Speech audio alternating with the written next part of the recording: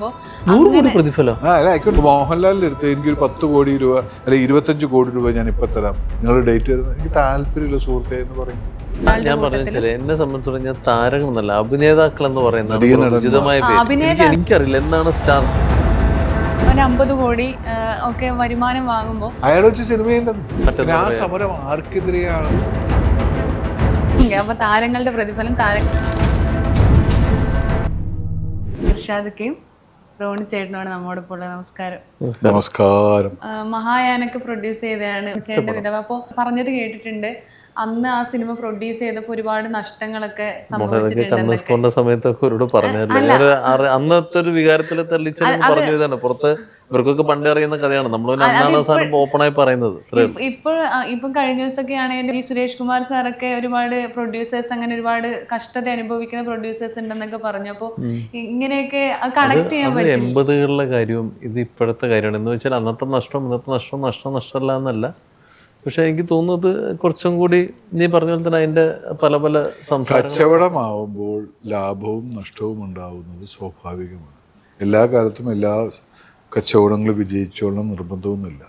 ഇതിലൊക്കെ കുറേ ഫാക്ടറുകളുണ്ട്. ഭാഗ്യം എന്ന് പറയുന്നൊരു ഫാക്ടർ ഉണ്ടാവും, നന്നായി കച്ചവടം ചെയ്യാൻ അറിയുക എന്നൊരു ഫാക്ടർ ഉണ്ടാവും, നമ്മൾ സെല് ചെയ്യുന്ന പ്രൊഡക്റ്റിനനുസരിച്ചിരിക്കാൻ, ഇതൊക്കെ ഡിപ്പെൻസ് ആണ്. അപ്പോൾ അതും ഇത്ര വലിയ കുറേ പേര് പരാജയപ്പെടുന്നു എന്നുള്ളത് അവരുടെയും കൂടി കുഴപ്പം കൊണ്ടാണ്.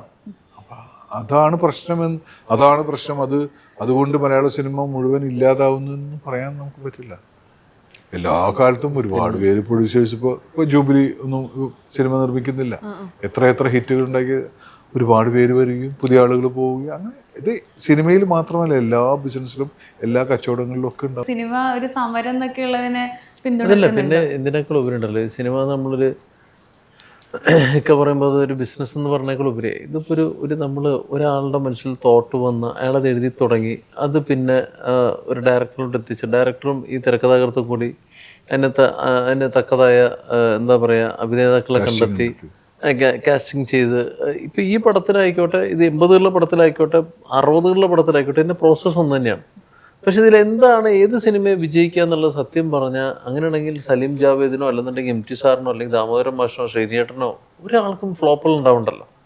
അതിൻ്റെ ഒരു മാജിക് എന്ന് പറയുന്നത് സത്യം പറഞ്ഞാൽ ആർക്കും അറിയില്ല. അത് ഇങ്ങനെയൊക്കെ ആവാം. അങ്ങനെ ഫോർമുലയിലുള്ള സിനിമയെ വിജയിക്കുക എന്നുള്ള ഉറപ്പുണ്ടെങ്കിൽ നമുക്ക് അതുപോലെ ചെയ്താൽ പോരെ. അത് നമുക്ക് ആർക്കും പറയാൻ പറ്റില്ല. അപ്പോൾ ഇപ്പോൾ എത്രയോ നമ്മൾ ഇപ്പോൾ റേഞ്ച് റോവർ ആയിക്കോട്ടെ, ഫോക്സ് വാഗൻ ആയിക്കോട്ടെ, ഓഡി, BMW ഇവരെല്ലാ പ്രൊഡക്റ്റുകളും ഹിറ്റാണോ? അല്ല. അതുപോലെ തന്നെ അങ്ങനെ അത് സംസാരിച്ചുകൊണ്ടിരിക്കില്ല, തീരുമായിരിക്കും അതിന്റെ പ്രശ്നം. അപ്പോൾ ഇത് സിനിമാ മേഖല സ്തംഭിക്കുന്ന പറയുമ്പോൾ നമ്മൾ പ്രേക്ഷകർക്ക് അങ്ങനെ ഒരു സമരമൊക്കെ വരുവാണെങ്കിൽ നമ്മൾ ഒരുപാട് പേര് എന്റർടൈൻമെന്റ് ആയിട്ട് കാണുന്ന സിനിമ തന്നെയാണ്. അപ്പോൾ നമുക്ക് ഒരുപാട് സമരമൊന്നും വരില്ലെന്നുണ്ടാവില്ല. ഇല്ലാണ്ട് നമ്മൾ ഒരുപാട് പേരുടെ മറ്റേ ആ സമരം ആർക്കെതിരെയാണ് എന്നുള്ളതാണ് ആലോചിക്കുന്നത്. സമരം പ്രഖ്യാപിച്ചത് സർക്കാരിനെതിരെയാണോ അല്ലെങ്കിൽ സൂപ്പർ സ്റ്റാറുകൾക്കെതിരെയാണോ, അമ്മയ്ക്കെതിരെ? ആ പ്രസ് മീറ്റിന് തന്നെ ഒരു ക്ലാരിറ്റി കുറവുണ്ട്. ഓരോന്നും തിരുത്തിക്കൊണ്ടിരിക്കുകയാണ്. താരങ്ങൾ എനിക്ക് ഈ ക്യാമറ നിങ്ങൾ 500 രൂപയ്ക്ക് തരുമോ? ഇല്ലല്ലോ. എൻ്റെ 500 രൂപ ഉള്ളൂ, ഞാനത് തന്നാൽ നിങ്ങളത് തരില്ലല്ലോ. അപ്പൊ അതിനെത്ര വിലയുള്ളത്? അയാൾ വില പറയട്ടെ. അപ്പൊ ആ പൈസ കൊടുക്കാൻ തയ്യാറായാൽ, അയാൾക്ക് താല്പര്യം ഉണ്ടെങ്കിൽ അയാൾ പൈസ കൊടുക്കാൻ തയ്യാറായാൽ പോലും അയാൾക്ക് വിൽക്കാൻ താല്പര്യം ഉണ്ടെങ്കിൽ മാത്രമേ അയാൾ വിൽക്കുള്ളൂ. ഇല്ല ഞാൻ വിൽക്കുന്നില്ല എന്ന് തീരുമാനിച്ചു കഴിഞ്ഞാൽ കഴിഞ്ഞില്ല. ഇപ്പോൾ മോഹൻലാലിന്റെ അടുത്ത് എനിക്കൊരു 10 കോടി രൂപ അല്ലെങ്കിൽ 25 കോടി രൂപ ഞാൻ ഇപ്പൊ തരാം, നിങ്ങളുടെ ഡേറ്റ് വരുന്നത് എനിക്ക് താല്പര്യമില്ല സുഹൃത്തെ എന്ന് പറയും. പൈസ മാത്രം ഉണ്ടായിരിക്കില്ല. അത് കുറെ ഡിപ്പെൻസ് ആണ്, കുറേ കാര്യങ്ങൾ. അത് ഇങ്ങനെ ചർച്ച നടന്നുകൊണ്ടിരിക്കുക, അതിന്റെ ഭാഗത്ത് നടക്കട്ടെ.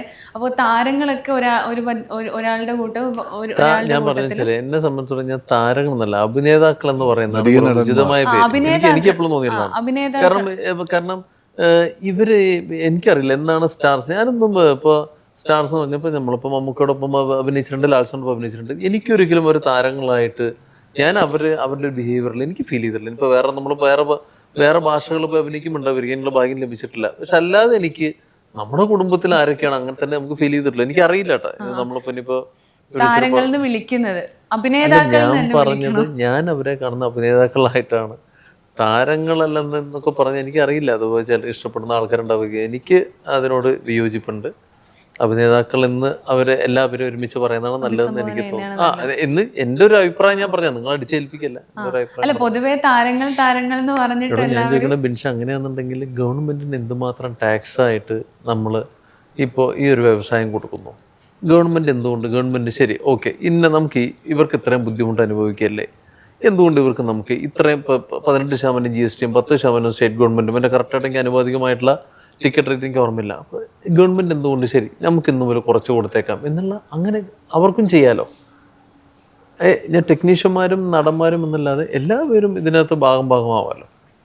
പക്ഷെ പഴയ ഒരു സാഹചര്യം പറഞ്ഞു. പക്ഷെ പഴയ ആ ഒരു ഇപ്പൊ എല്ലാവരും പലിശക്കൊക്കെ പണം എടുത്തിട്ട് സിനിമ നിർമ്മിക്കുന്നവരുണ്ട്. അപ്പോ അങ്ങനെ നിർമ്മിക്കുമ്പോൾ ഒരാൾക്ക് 100 കോടി പ്രതിഫലമൊക്കെ വരുമ്പോ, അല്ല ഞാൻ പറയാം, അങ്ങനെ ഒരു 50 കോടി ഒക്കെ വരുമാനം വാങ്ങുമ്പോ പക്ഷെ അവരെ തന്നെ വേണമെന്നുണ്ടെങ്കിൽ ആ പൈസ കൊടുക്കാൻ പറ്റില്ല എങ്കിൽ അവരെ വെച്ച് വേണമെന്നുണ്ടെങ്കിൽ അവർക്ക് വേണം. അതേ ഞാൻ പറഞ്ഞത്, എനിക്ക് ക്യാമറ വേണമെന്ന് ആഗ്രഹമായിട്ട് കാര്യമല്ലോ. അവൻ പറയുന്ന പൈസ കൊടുത്താലേ അത് മേടിക്കാൻ പറ്റും. എല്ലാവരും ഒന്ന് കൂട്ടമായി ഒരു തീരുമാനം എടുത്താ ശരിക്കും കോംപ്രമൈസ് ചെയ്താ ചെയ്യോ?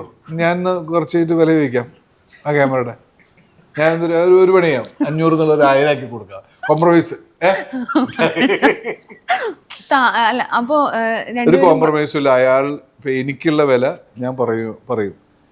എനിക്ക് തരാൻ താല്പര്യമില്ലെങ്കിൽ അപ്പോൾ ഞാൻ കുറച്ച് കൊടുക്കാൻ തയ്യാറാണെങ്കിൽ അവർ മേടിച്ചോട്ടെ. അതുപോലെ മറ്റുള്ളവരും കുറച്ച് കൊടുക്കാൻ തയ്യാറാണെങ്കിൽ അവർ മേടിച്ചോട്ടെ. പണ്ട് ഞാൻ ഇത്ര പ്രതിഫലം കൊടുത്തിട്ടാണ് ആളെ അഭിനയിപ്പിച്ചിട്ടുള്ളത്, ഇന്നും ഞാൻ അതേ തരുള്ളൂ എന്ന് പറഞ്ഞു കഴിഞ്ഞാൽ അത് ചിലപ്പോൾ എനിക്ക് ഇവനോട് പറയുന്നു, സനോജ് പറയുന്നു, ഞാൻ ഇത്ര രൂപയിലെ കഴിഞ്ഞ പടത്തിനാന്ന്, ഞാൻ ഈ പുതിയ പടത്തിന് ഇത്ര തരുള്ളൂ കേട്ടോ. ശരി സനോജ്, ഞാൻ വരാമെന്ന് പറയും. എല്ലാവരും അങ്ങനെ വരണമെന്നില്ലല്ലോ. ഞാൻ പണ്ട് 10 വർഷം മുമ്പ് ആ പടം ചെയ്യുമ്പോൾ ഞാൻ നിങ്ങൾക്ക് ഇത്ര തന്നു, ഇപ്പം ഞാൻ ഇത്ര തരും, ഇത്രയും തരും, അന്ന് തന്നെ തരുള്ളൂ എന്ന് പറഞ്ഞാൽ എനിക്ക് സൗകര്യമില്ല എന്ന് പറയാനുള്ള അതും അയാളുടെ റേറ്റ് അല്ലേ.